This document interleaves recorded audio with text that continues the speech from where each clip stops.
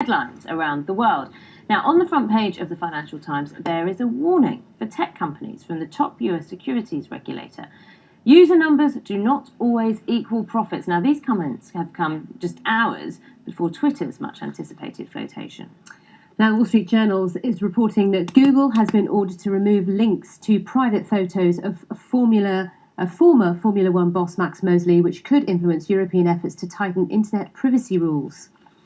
The business pages of the International New York Times say that India is to open up to foreign banks. It's a big step for a country that's always protected its domestic market. The Daily Telegraph's looking at today's appearance of British intelligence chiefs in front of a House of Commons committee, a first such hearing in public. China Daily reports that there are calls from Chinese officials for the UN to take a bigger role in cybersecurity and ensure more transparency in governing cyberspace. And in the International New York Times, a story about a businessman in Venezuela who has given an extreme makeover to the country's mannequins. No mannequin, he's real life. Mark Davies is CEO of strategy consultancy Camberton. Morning, Good to Mark. have you Good with morning, us, Mark. good morning. You know, it's so interesting, the front page of the Financial Times, the SEC chief cautioning over tech profits, because, okay, Twitter has announced its share price. It's one of our headlines, one of our Sally's top stories. But you cannot forget, as an investor, what happened to Facebook. Well, it went down originally, Exactly. but of course it's come back up since. Amid a It's lot of higher hype. today than it was. It's 18 months ago or so now that it floated. It's February 2012, I think, when we checked. But it's higher today than it was. So if you've been a long-term holder of those shares, you've made actually very decent money, about 25%. But still, the in the SEC space is of 18 months. recognising that actually, with technology companies, it's difficult for investors to know how to. It's difficult because you look quantify at them the in a value of totally different way. I've spent some time in Silicon Valley, and the way they look at business is a very different way from the way that we look at business here, where it is all about the bottom line straight away. There, it's about the creation of an audience. And what Twitter have done very successfully is create an audience very, very quickly. And they had 500 million registered users last year. I don't know what the number has gone up to this year. They haven't published it yet, to my knowledge. But that's an enormous audience that you can market to and ultimately, therefore, drive revenue from. If you look at Facebook's revenue number today, they're making about $5 billion. It's not a bad number, and its rate of trajectory, its growth rate, is fantastic. Also, as well, if we talk about the timing of this, because Facebook was February 2012, its shares floated at $38 at the time. They're now trading around $50 each. On the day they floated, they fell 11%. It was a big kind of embarrassment, etc. And there was a lot of controversy about the flotation as well. There was. But at the time, the markets were in such a tough place anyway. It was December 2011 that Ireland was getting its bailout. So the Eurozone was in a terrible situation. And markets were really struggling. If you look at the valuations of all sorts of companies at the time, they were really, really struggling. Now it's a very different market. The economic situation is a lot more positive. And Wall Street closing at a record high last night. But what I want to know from you, though, Mark, is because there is two opinions out there. There are those that are with the SEC. I mean, one of our previous guests this week, Justin Urquhart-Stewart, said, "I wouldn't go near it. I wouldn't go near it." I'm a big buyer. I'm a big buyer. Look, I mean, this is a sixth of the price of Facebook. It might be twice the price of the Royal Mail. But Twitter is disruptive technology, disruptive business. It is changing a little section of the world. And that is incredibly exciting. And I think that if you compare it with Facebook, I mean, certainly from my perspective, I think to myself, it is a sensible business tool. I'm sure you use Twitter to establish what's going on in the world in the way that you don't for Facebook. Facebook is a way of interacting with friends, and it's all a bit, it's quite of the moment. But, you can see yourself not using it in a year from now because you get bored with it. Twitter, in contrast, you're using it for a decent business purpose. It's exciting. Let's not say we don't offer you both points of view. Justin said he wouldn't touch it. Mark's all for it. Right, let's talk about Google, though. Interesting how the Wall Street Journal is looking at what France is saying. A Parisian court taking a look at how Google should have considered these images of Max Mosley, the ex-Formula One boss, of a sexual nature. And it comes down to privacy, doesn't it? Well, it does. I would have thought the best way to get everyone to go and look at these photos is to say that in 2 months' time they're coming off the internet. Because if it were coming off today, an immediate thing, then no one had time to do it. It'd be different. But to say, in 2 months this has got to be removed, And it's an invitation for everybody to go and look at it. No one really was aware that they were there in the first place. The fines are interesting as well, aren't they? Well, the fine has only been €1, so it's a nominal thing.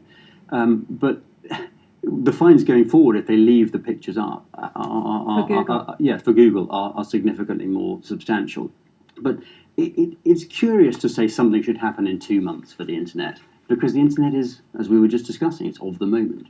Well, let's talk about cybersecurity in China, because it all links quite neatly, doesn't it? Because just talking about the use of the internet, China, interestingly, known for censorship of some parts of the internet and its citizens' usage of the internet, is now making a call to the UN to protect its users. What's going on here? Look, if you read this story on April the 1st, you would think that it was a joke.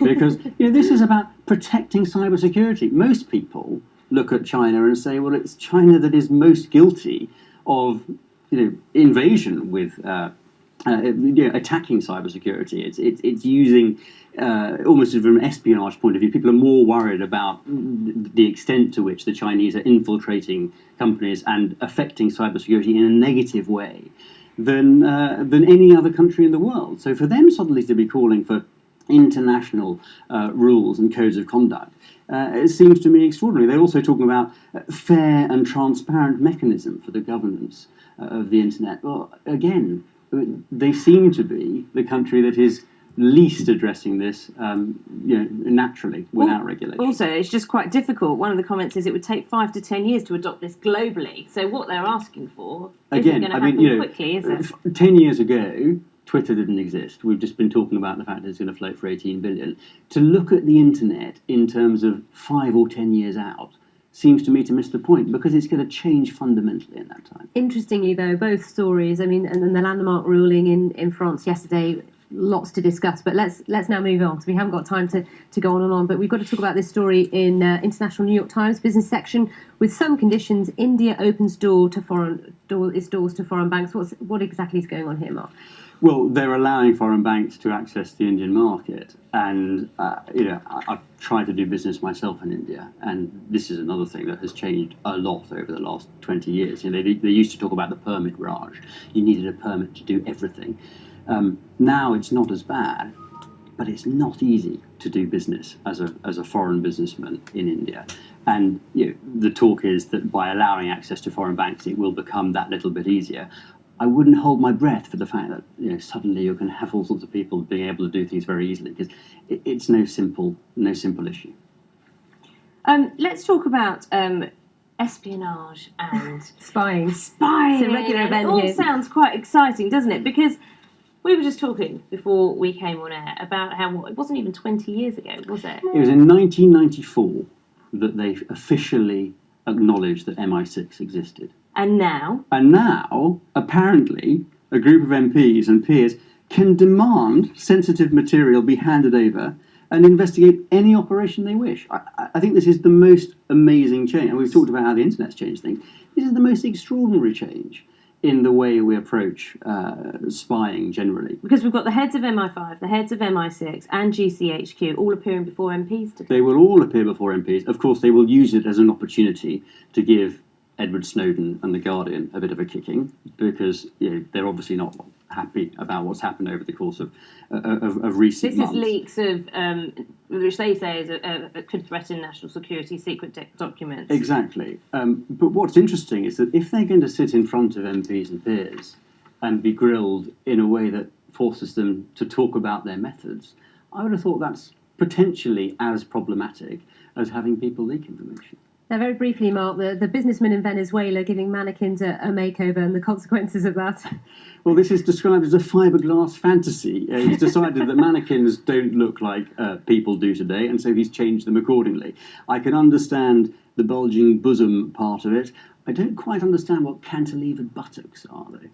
Okay. Or a wasp waist, long legs, a fiberglass fantasy Venezuelan style. I suppose what they're concerned about is that women are now going to aspire to this new shape. But you're not fussed. Well, I'm not fussed, but it does sort of suggest a bit of an arms race. You look more like the model, then you change the model to look more like the person, etc., etc. We're sticking to how we are, because we're... I think you look great.